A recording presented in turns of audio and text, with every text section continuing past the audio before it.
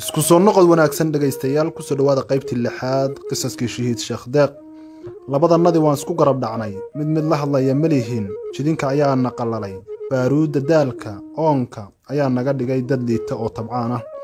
waxa intaas noo sii dheer walwal iyo kurbo saaxiibadanadi miyay shahiideen miyaa la qabtay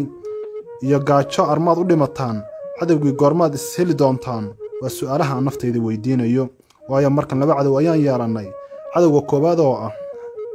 oon iyo gaajo iyo cadawga labaad oo ah cadawga ciidanka labada cadow midkeedin hor heli doono ayay naftaydu i weydiinaysaa dhabuuka ayaa i kiciyay isagoo gacanta igu midaaraya wuxuu igu amray inaan gabaldhac u jeedsado isaguna qorrax ka soo bax u jeedsado nin walba qoriga fargadiisa ayuu haystaa waxaa nagu jirta kullay waa dhimanaysaane keligiin u hadhimanina markay tahay maqribka ayaa waxaana soo galay adhi dheelmada adhiga islaan ayaa wada nama aragta laakiin annagan baa aragna markuu adhigiina dhaafay ayuu dhabuukay taabtay wuxuu igu yidhi soo dhowow agtiisa ayaan imaaday cod xabeeblo aad u hooseeya ayuu igu dhahay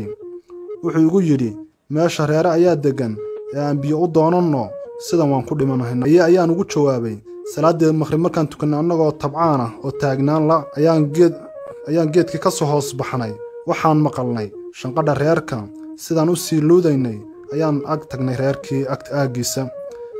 reerka la iskama geli karo oo waddanka waa wada ciidan dhabuuka ayaa igu yidhi waxaan maqlaa koorgeel ee bal aan sugno geela koortiisa way nagu soo dhowaatay koortii dhabuuka ayaa yidhi sideen biyo ku doonannaa waxaan ku idhi aniga ayaa aadiye qaabkaan u aadi lahaa reerka ii sheeg qoriga iyo baylka intaad iska dhigto geela dhex raac oo markii geelu guriga u dhow yahay guriga uga leexo waxaan dhigay hubkii surwaalkii waan laalaabtay macuusaan watayna waan ka dulgashaday ilaan waxaan rabaa inaan geeljiro iska dhigee waxaan aaday wajahadda geelu reerka kaga aadan yahay waayo waxaan ka baqayaa inuu geelu xaafadda iiga hormaro markaan in muddo ah marna sii kacaya marna sii fadhiisanayay ayuu geelii soo gaadhay markaa xaafadda waaban joognaa oo xaafadda waaban dul joognaa lugtaydii ayaan sii watay xaafadda wax ka hadlaya ma laha balse waxay shanqadh gaaban ka yeedhaysaa ardaaga guriga markaan ilinkii guriga marayo ayaan arkay nin garan cad qaba oo surwaal barabara la xidhan oo iska qayilaya gabadhna ay ag fadhido oo jaadka u jarjarayso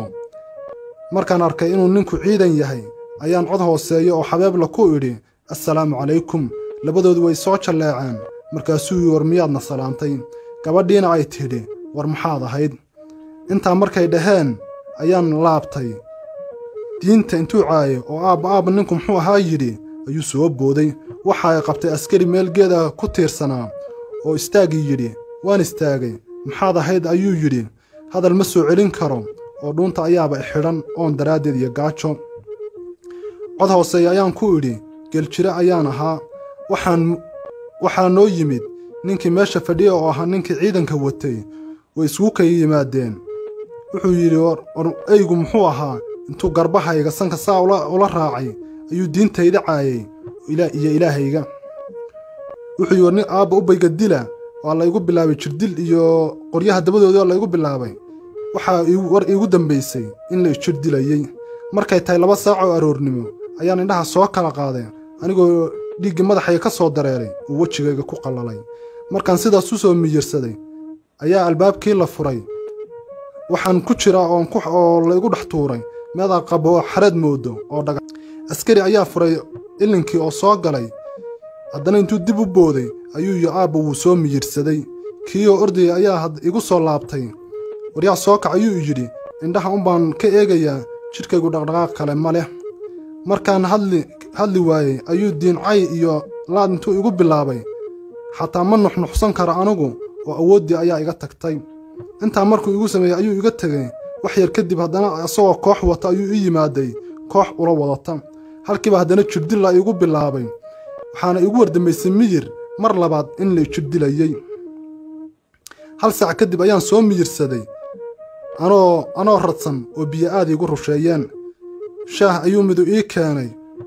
awood aan koobka ku qabsada malihii askarigii intuu i ag dhigay ayuu iga tegey muddo yar kadib shaaliqihii ciidanka watay oo ah ninkii xalay aan ardaaga ugu soo galay